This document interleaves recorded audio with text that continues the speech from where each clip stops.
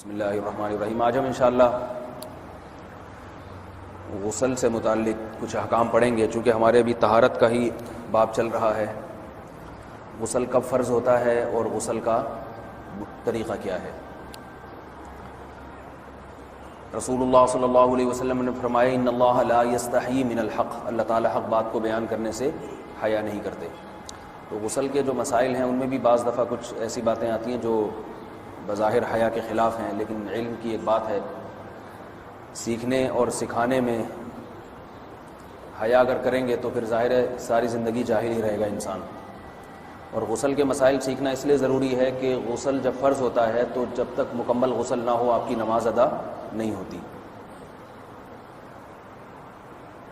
رسول اللہ صلی اللہ علیہ وسلم نے فرمایا الماء من الماء، حدیث ہے کہ غسل فرض ہوتا ہے خواہش نفس کے ساتھ جسم سے منی خارج ہونے سے۔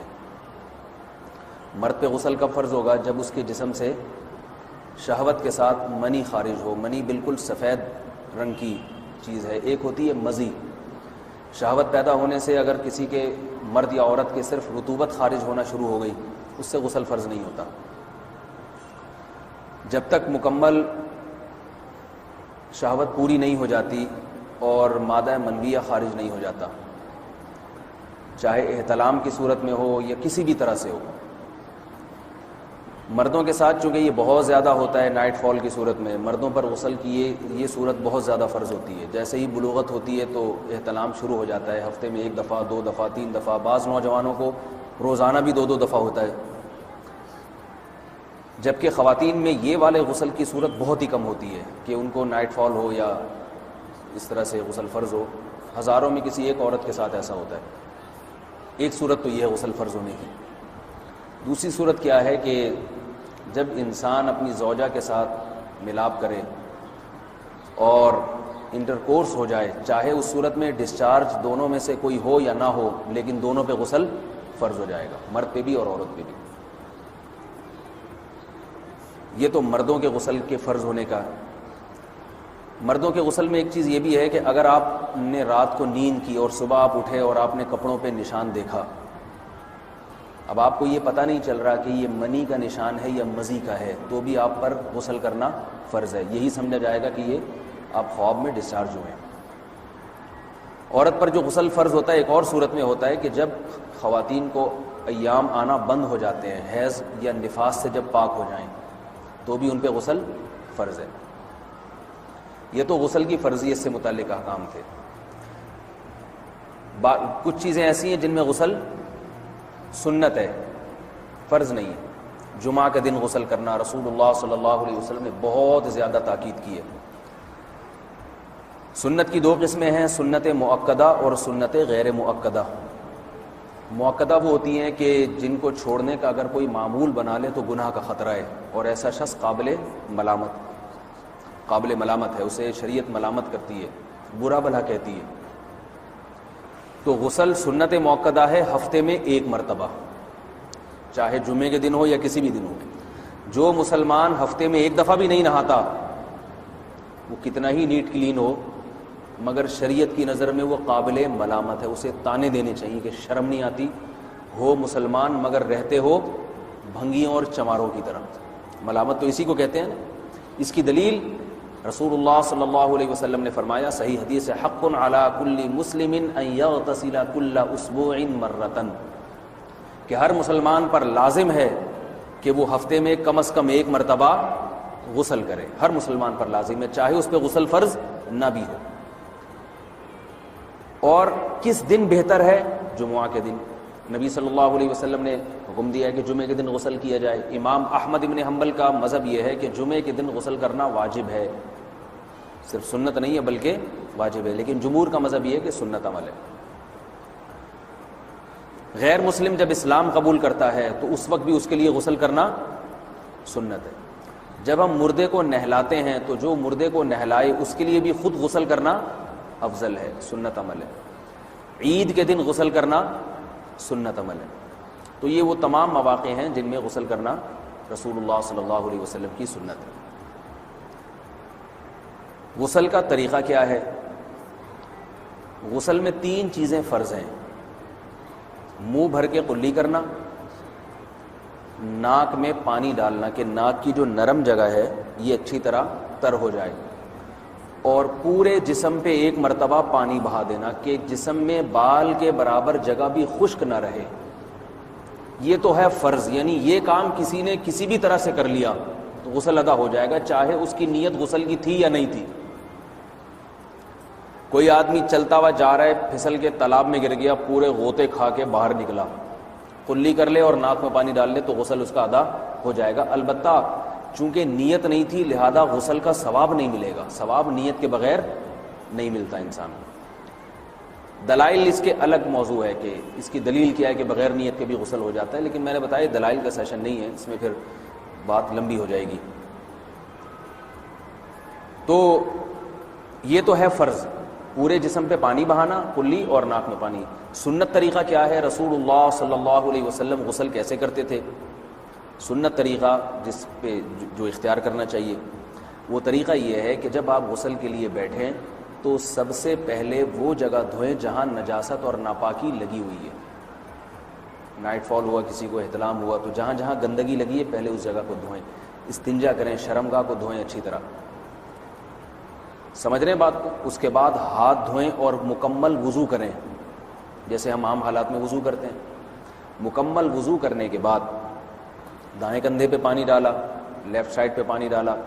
پہلے زمانے میں تو چلو سے غسل ہوتا تھا، ہاتھ دھو لیے تو اب چلو سے پانی لے کے یہاں ڈالا جا رہا ہے، چلو سے پانی لے کے یہاں ڈالا جا رہا ہے، پورے جسم پہ ملا جا رہا ہے، اور چلو سے پانی لے کے 3 دفعہ سر پہ ڈالا جا رہا ہے. تو آج کل چلو ولو تو ہے نہیں، شاور کے نیچے جا کے کھڑے ہو جاتے ہیں، تو اس میں یہ کہ شاور کھولے اس کے نیچے کھڑے ہو جائیں، سارے چلو اس میں خود بخود ہی ہو جائیں گے، پورے جسم پہ پانی بہہ جائے گا. نبی صلی اللہ علیہ وسلم کے دور میں یہ جدید چیزیں نہیں تھیں، شیمپو اور صابن، تو آپ صلی اللہ علیہ وسلم بیری کے پتوں سے غسل کی ترغیب دیا کرتے تھے. بیری کے پتوں کو اگر پانی میں پکایا جائے تو پانی میں میل کچیل صاف کرنے کی صلاحیت بہت بڑھ جاتی ہے. ہمارے زمانے میں اس تکلف کی ضرورت نہیں ہے، صابن ملتے ہیں اس سے نہا لے آدمی، نہایا کریں. بہرحال کہنے کا مقصد یہ آپ لوگوں سے، تو یہ سنت طریقے سے غسل ہو جائے گا آپ کا. سمجھ رہے ہیں بات کو؟ سب سے پہلے استنجا کیا، اس کے بعد وضو کر لیا، اس کے بعد غسل کر لیا. اگر کسی نے غسل میں وضو نہیں کیا اور ویسے ہی پورے جسم پہ پانی بہا دیا تو بھی اس کا وضو خود بخود ہو جائے گا. اس غسل سے وہ نماز پڑھ سکتا ہے، کیونکہ بعض لوگ غسل کرنے کے بعد دوبارہ وضو کر رہے ہوتے ہیں، اس کی ضرورت نہیں ہے، کیونکہ جب غسل کرتے ہیں تو وضو والے اعضاء تو خود بخود اس میں دھل جاتے ہیں. یہ ہے غسل کا طریقہ. وضو کیسے ٹوٹتا ہے؟ جن چیزوں سے غسل فرض ہوتا ہے ان چیزوں سے وضو تو بہرحال ٹوٹتا ہی ہے، اس کے علاوہ بھی وضو ٹوٹتا ہے. اس سے پچھلے لیکچر میں نے کچھ تفصیل بتائی تھی کہ نجاست جسم سے کہیں سے بھی خارج ہو جائے یا نجاست نکل کے بہہ پڑے، اگر قضائے حاجت کی جگہوں سے نجاست خارج ہوئی ہے تو نظر بھی آ جائے وضو ٹوٹ جائے گا، اور قضائے حاجت کے علاوہ جگہوں سے اگر نجاست خارج ہوئی ہے، خون وغیرہ ہے جیسے، تو جب تک نکل کے بہے گا نہیں تو اس وقت تک وضو نہیں ٹوٹے گا. سمجھ رہے ہیں بات کو؟ وضو کا طریقہ کیا ہے؟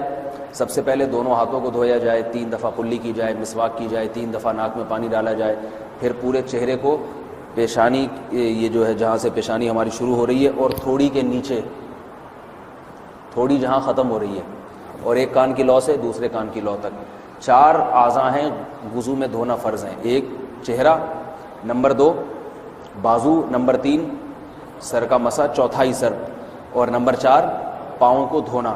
اس کی دلیل قرآن مجید کی مشہور آیت ہے فَاغْسِلُوا وُجُوهَكُمْ وَأَيْدِيَكُمْ إِلَى الْمَرَافِقِ. اللہ فرماتے ہیں ایمان والو جب نماز کا ارادہ ہو تو اپنے چہروں کو اور اپنے ہاتھوں کو دھو، سر کا مسا کرو اور پاؤں کو ٹخنوں سمیت دھو. دھونے کا حکم ہے قرآن مجید میں. البتہ سر کے بارے میں یہ نہیں ہے پورے سر کا مسا کرو، بلکہ آ رہا ہے وَامْسَحُوا بِرُؤُوسِكُمْ. با کا لفظ ہے، با آتی ہے تبعیض کے لیے کہ سر کے بعض حصے کا مسا.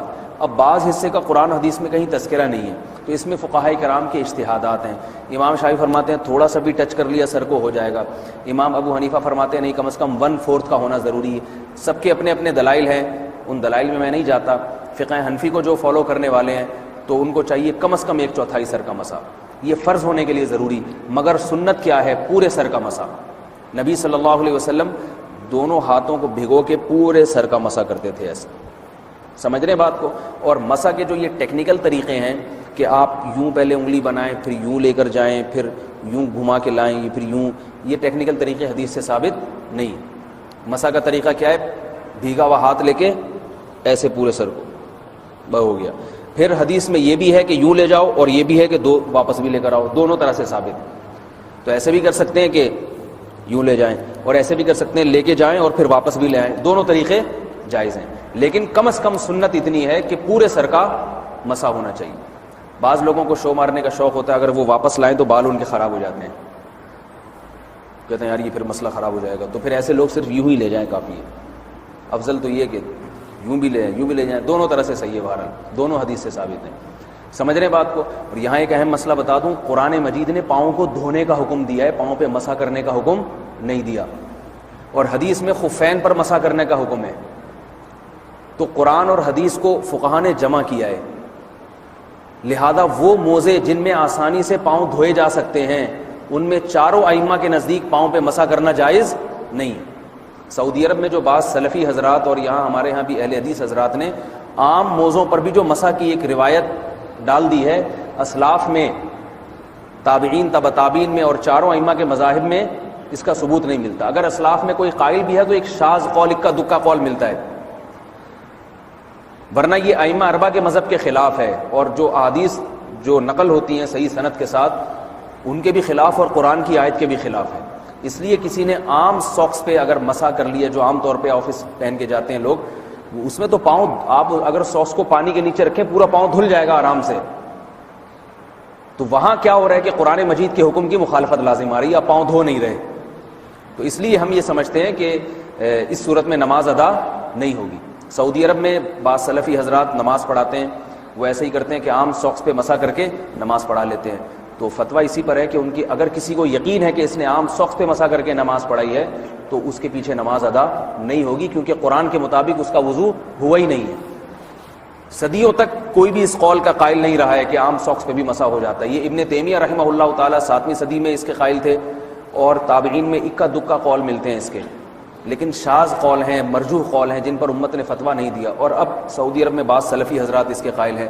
ہمارے ہاں اہل حدیث حضرات بھی چونکہ اکثر سعودی عرب کے سلفی حضرات ہی کو فالو کرتے ہیں, تو انہوں نے بھی وہیں سے یہ فتویٰ لیا ہے. لیکن ائمہ اربعہ کے مذہب میں اور دلائل کے لحاظ سے دیکھا جائے تو یہ مذہب کمزور ہے. قرآن نے پاؤں کو دھونے کا حکم دیا, آپ دھوئیں گے پاؤں جب تک دھونا ممکن ہے. چمڑے کے موزے ہیں, ان کو دھونا ممکن نہیں ہے اتارے بغیر, لہذا ان موزوں کے اوپر مسح ہو جائے گا. تو اس سے قرآن پر بھی عمل ہو جائے گا اور حدیث پر بھی عمل ہو جائے گا. اس لیے ائمہ اربعہ نے جو قرآن و حدیث کو سمجھ کے جو فیصلہ کیا ہے اس پہ چلنا ہمارے لیے زیادہ مفید ہے بنسبت آج کل کے جو علماء ہیں ان کی اپنی ذاتی آراء پر. اس لیے یہ بھی ایک وضو سے متعلق اہم مسئلہ تھا. سمجھ رہے ہیں؟ باقی تو ماشاءاللہ وضو کرنا سب کو آتا ہی ہے.